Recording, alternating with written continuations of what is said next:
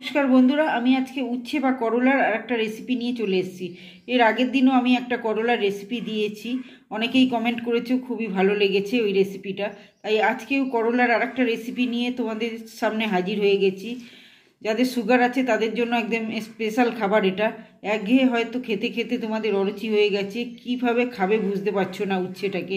তাই এইভাবে অবশ্যই বানিয়ে খেলে কিন্তু অসাধারণ খেতে লাগে, আর একটু মুখ পাল্টে খেলে কিন্তু খুবই ভালো লাগে এই রেসিপিটা।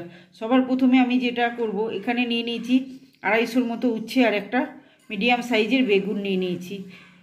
উচ্ছে আর বেগুনটাকে ভালো করে কেটে নিয়ে তারপরে আমি ফিরে আসছি। তোমরা ফার্স্ট থেকে লাস্ট পর্যন্ত কিন্তু দেখতে থাকবে। আর আমার চ্যানেলে যদি নতুন হয়ে থাকো তো চ্যানেলটি সাবস্ক্রাইব করে পাশে থাকা বেল আইকনটি প্রেস করে রাখবে। আর যারা আমার চ্যানেলটি সাবস্ক্রাইব করেছে তাদেরকে জানাই অসংখ্য ধন্যবাদ।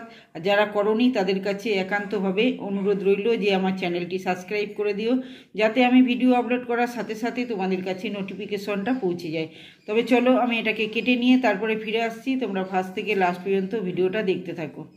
করলা আর বেগুনটাকে আমি ভালো করে কেটে নিয়েছি, আর তার সাথে আমি একটা বড় সাইজের পেঁয়াজ কেটে নিয়েছি আর 5টা কাঁচা লঙ্কা নিয়ে নিয়েছি।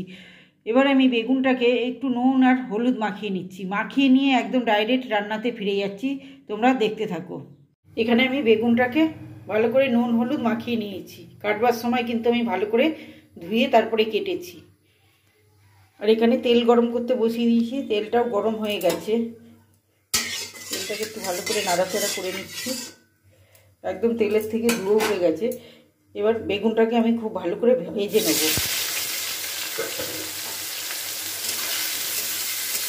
একদম লাল লাল করে বেগুনটাকে ভেজে নেব।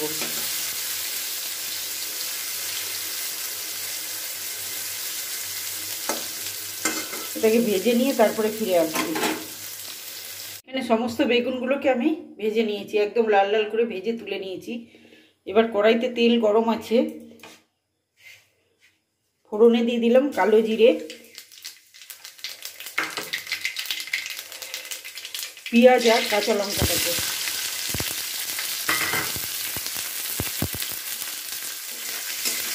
এটাকে একটু হালকা ভাজা ভাজা করে নিচ্ছি।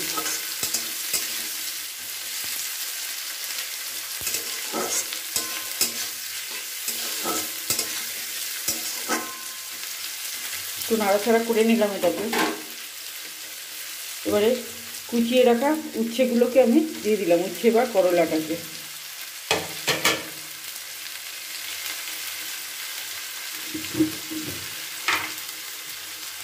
এবার দিচ্ছি স্বাদ মতো একটু নুন আর একটু হলুদ দিয়ে দিলাম। দিয়ে এটাকে খুব ভালো করে নাড়াচাড়া করে ভালো করে এটাকে ভাজা ভাজা করে নেব।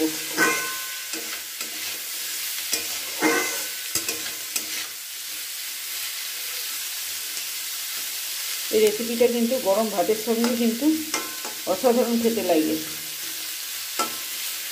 উচ্ছে ভাজা খেয়েছে, উচ্ছে সেদ্ধ, উচ্ছে চচ্চড়ি অনেক রকমই খেয়েছে, কিন্তু অবশ্যই এইভাবে একবার বানানোর চেষ্টা করবে, দারুণ খেতে লাগে না। এটা বেশ কিছুক্ষণ এটাকে ভালো করে ভাজা ভাজা করে নিচ্ছি। এখানে উচ্ছেগুলো কিন্তু খুব ভালো করে ভাজা ভাজা হয়ে গেছে, একদম লাল লাল হয়ে গেছে, দেখে বুঝতে পারছো। এবার আমি ভেজে রাখা বেগুনটাকে এর মধ্যে দিয়ে দিচ্ছি।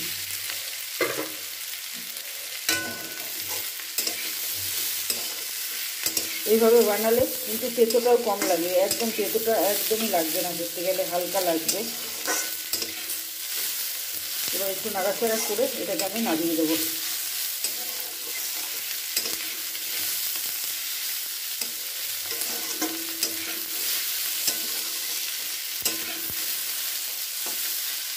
এবার আমি নামিয়ে দিচ্ছি, আমার রেসিপিটা কমপ্লিট হয়ে গেছে। আমার রেসিপিটা কমপ্লিট হয়ে গেছে, দেখতেই পাচ্ছ কতটা অসাধারণ দেখতে হয়েছে, খেতেও কিন্তু খুবই টেস্টি লাগে এই রেসিপিটা। তাই অবশ্যই তোমরা বাড়িতে একবার ট্রাই করো। আর আমার ভিডিওটা যদি ভালো লেগে থাকে তো লাইক কমেন্ট শেয়ার এবং সাবস্ক্রাইব করে দিও। দেখা হচ্ছে আবার অন্য কোনো ভিডিওতে। ততক্ষণ তোমরা ভালো থেকো, সুস্থ থেকো।